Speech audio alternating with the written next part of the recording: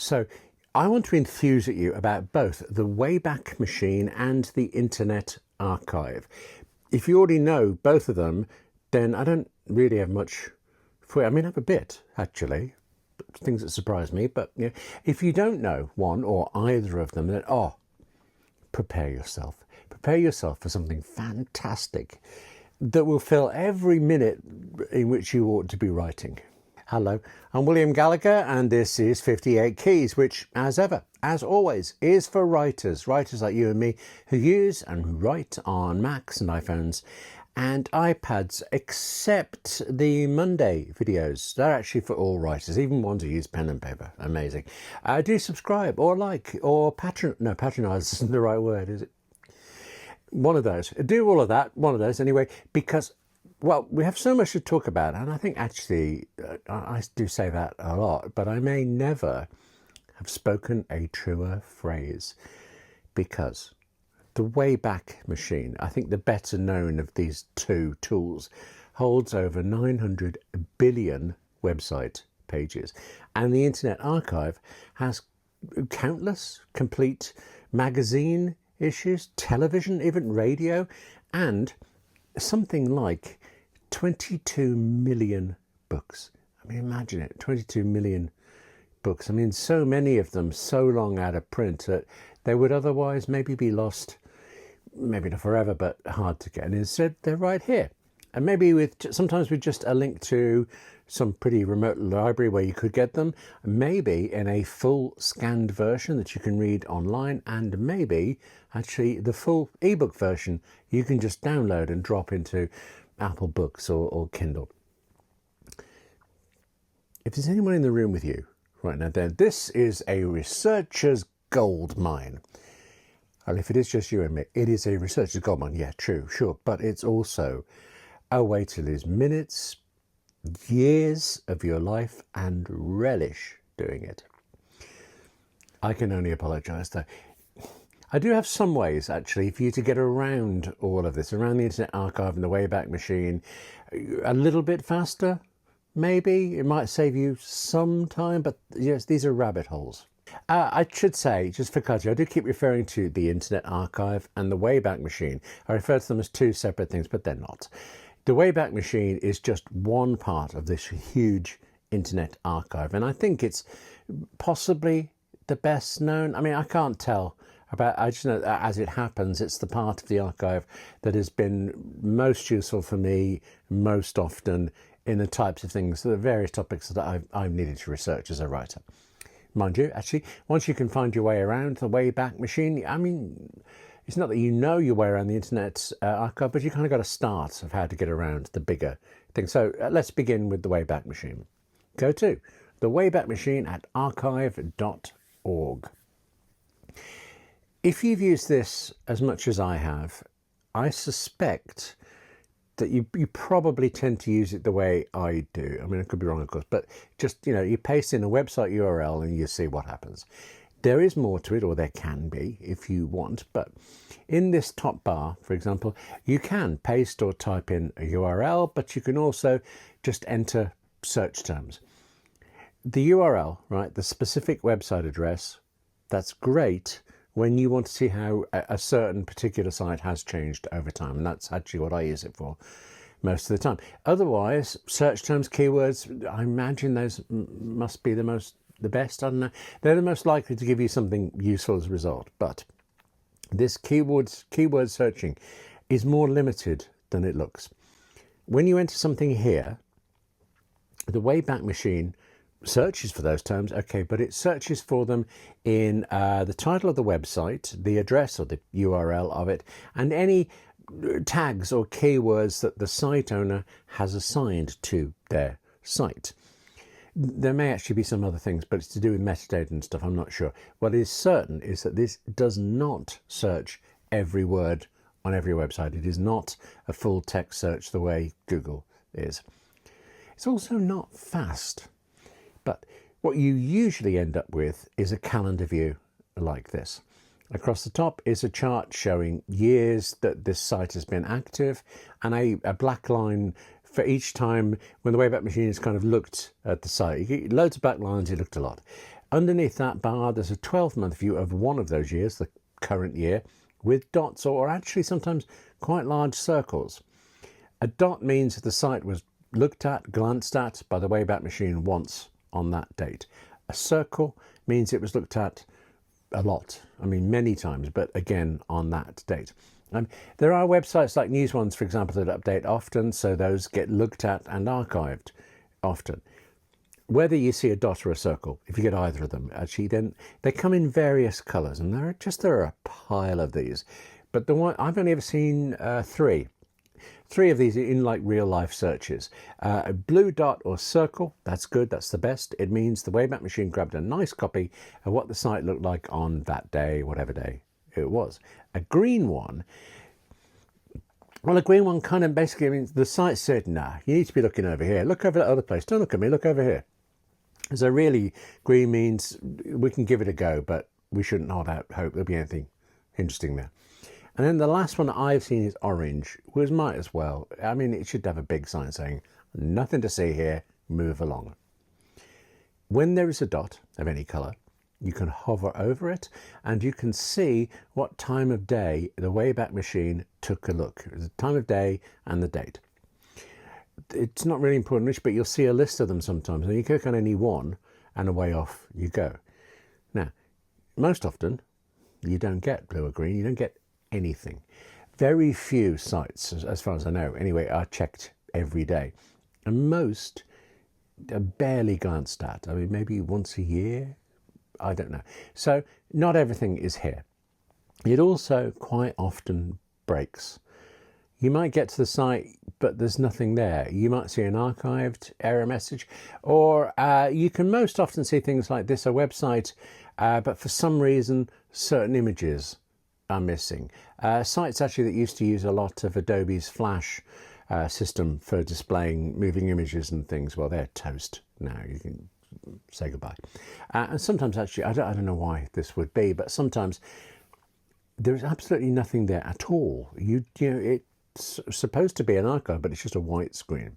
Usually though, if there's an archive there, blue dot, the text is there most of the time. This is radiotimes.com from back when I used to write on it, and forget research, it was just fun looking at how it was back in the day. And in this case, actually, practically everything I remember is there, so score one for nostalgia at least. That's the thought. That's how radiotimes.com looked then. This is how it looks now, just a regular web search. And that actually raises another point about the archive. I think this is debatable, but the Internet Archive librarians themselves argue that its collection of these website snapshots is going to stick around forever, hopefully, but websites themselves are not, or at least not in the form you've seen them. So they say if you're an academic who needs to cite a website, well then the Internet Archive librarians, what they recommend is that you instead save that website page, that current new website page, to the archive, and then cite the link to the archived copy. I'm not sure, because I would have thought that citations should take you to the actual site you're citing instead of a copy, but they are right about how websites, well, I'd say certainly they change, and often enough they vanish. To do this citing and saving thing, copy the URL of the website you're interested in, then come back to the front page of archive.org, and then look for this section here. Paste that URL into that address into this Save Page Now box. Click Save Page. There are a few options there, but you're done. This is slow, but you will get confirmation that it's worked, and then there will be a copy of the link to that now archived page. That's actually a way to build up a collection of pages, isn't it? You can build up a collection of pages you're interested in. And actually, some such collections have been curated for us. I don't fully understand this, though, because each time I've looked at this lately, over the last few weeks, it's been changing on me. The other day, for example, I was on the front page of the Wayback Machine, the Internet Archive, and there was this little short list of, I suppose, recommended collections. And the only one I remember is there was a collection of Donald Trump tweets. Maybe that's why I stopped looking that day. Just now, though, just before you and I started talking, well, I went to check again so that where are the collections so that I could show you. And now I'm seeing this, some 1,307 different curated collections.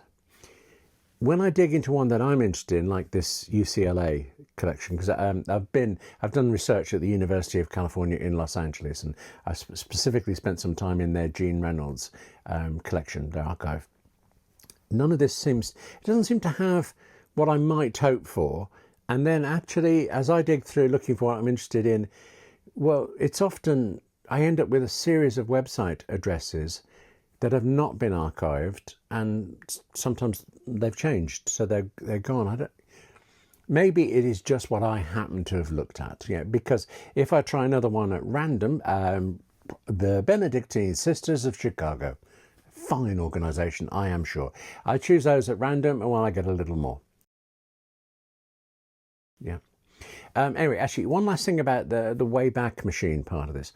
On many pages, possibly most, but actually slightly confusingly not all of them, you can also see a search box at top right. It's very similar to the main page search, except there's a drop down here with a list of some options.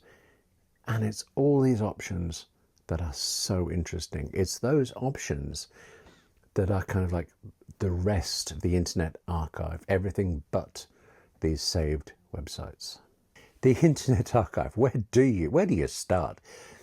Well, all right, a good place to start as any is this navigation bar across the top where, there's web, text, used to be called books, now called text, video, and so on. Let's take text.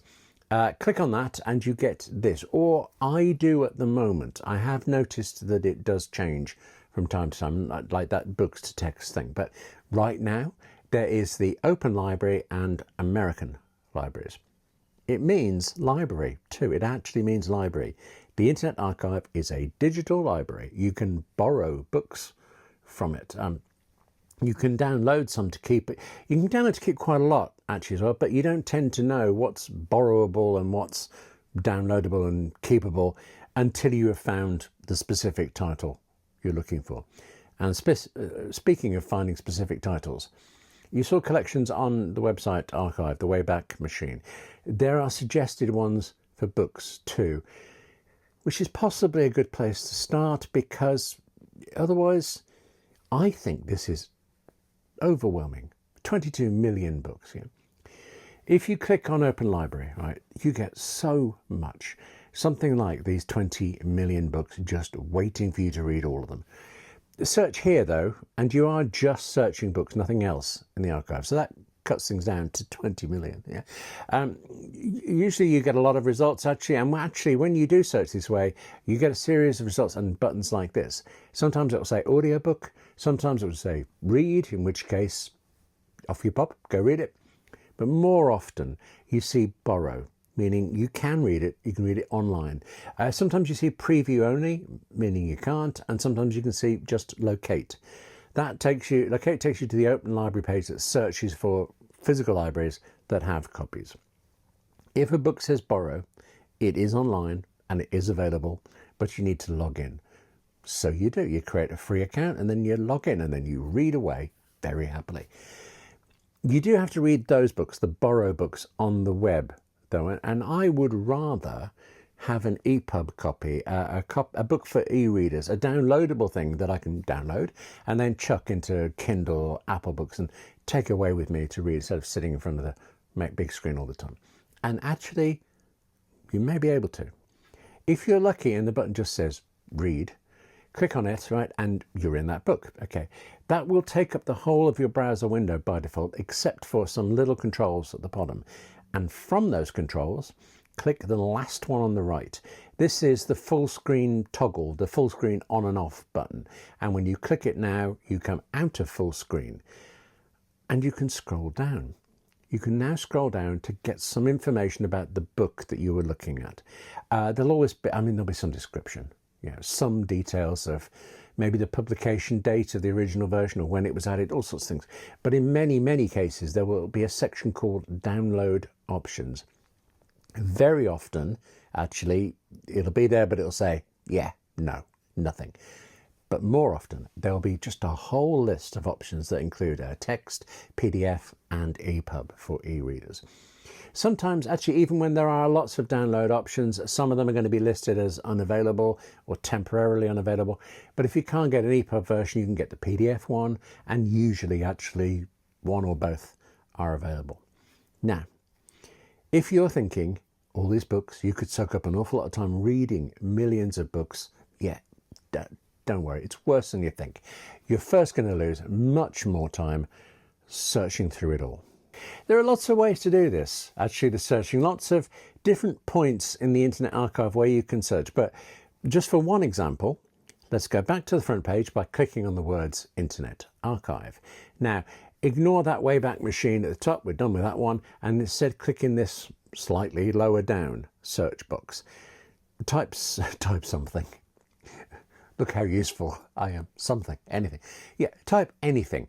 And because you've typed here, you don't get websites and results, you get everything else.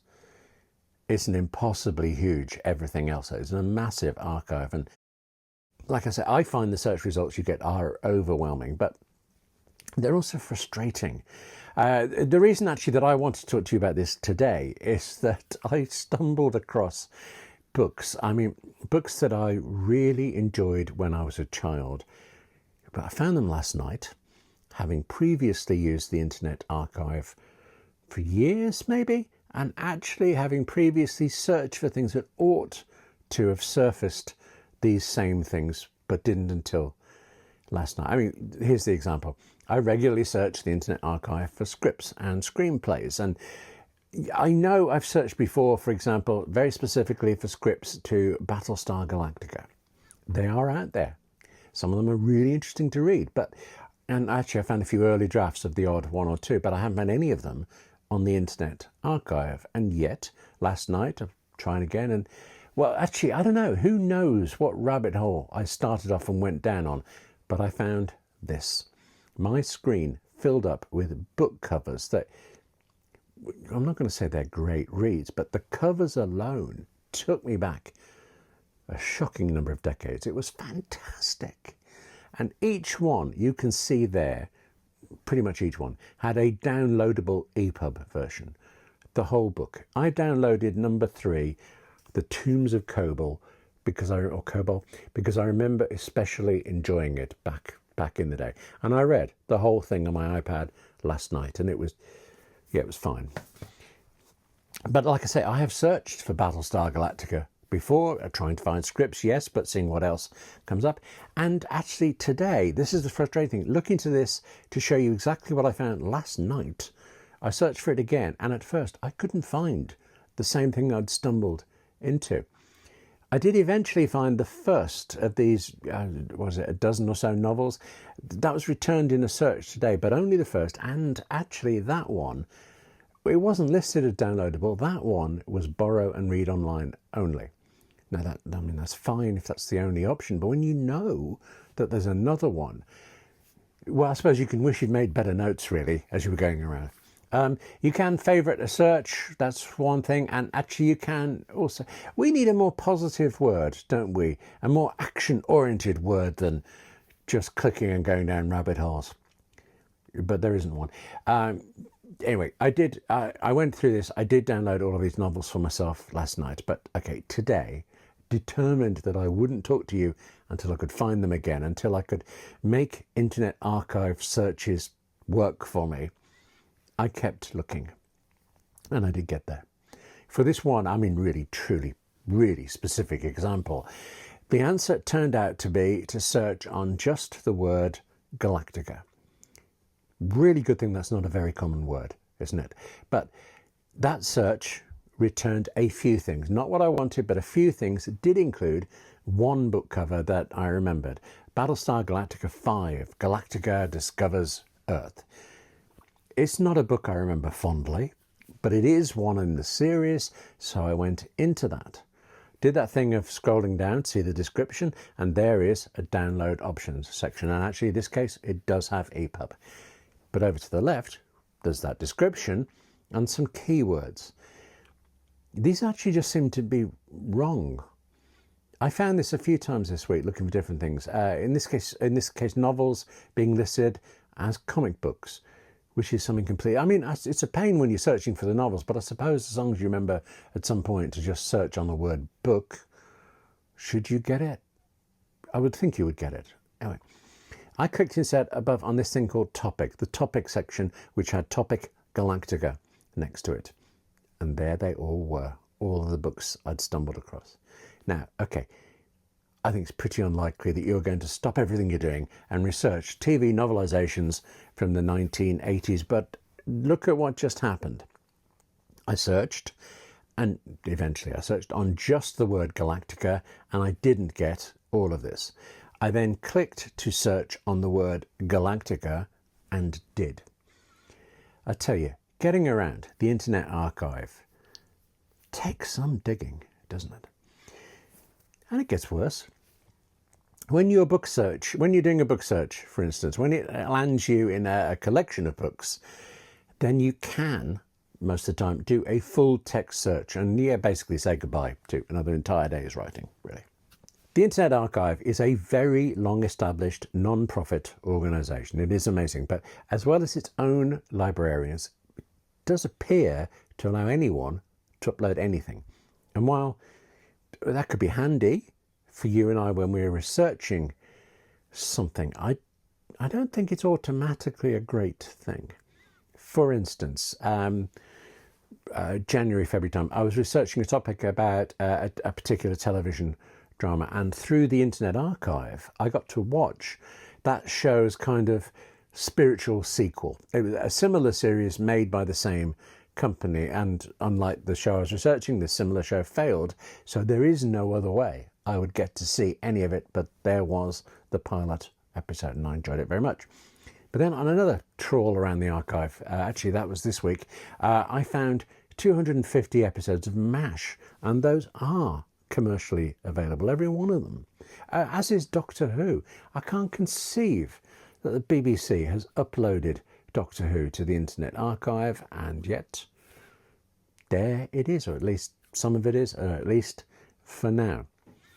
Which, aside from any other of the many considerations here, does tell me that if you find something on the Internet Archive that you want to read, you want to keep, you'd best download it right away before it's gone or you can't find it again. Yeah, I do actually, speaking of that, I have also learned you have to be really hot on search terms to get what you need. But one more example. I was reading something about the film, 1949 film, Ealing comedy, Kind Hearts and Coronets. Gorgeous film. I was reading about that the other day, and for the first time, I don't know how I missed this before, I learned that it was based on a book written in 1907 and available on the Internet Archive. The Internet Archive and its Wayback Machine are the most fantastic time waste, the most staggeringly fantastic research resource for us as writers. I'm just trying to limit now how much I use it, and I'm also trying to limit whether I read all of those Battlestar Galactica books again. Listen, that's it for this edition of 58 Keys. Do remember the 58 Keys writing workshop videos that go out for all writers are on YouTube every Monday. But for now, thank you for watching this. Take care of yourself, write more, and I'll see you soon.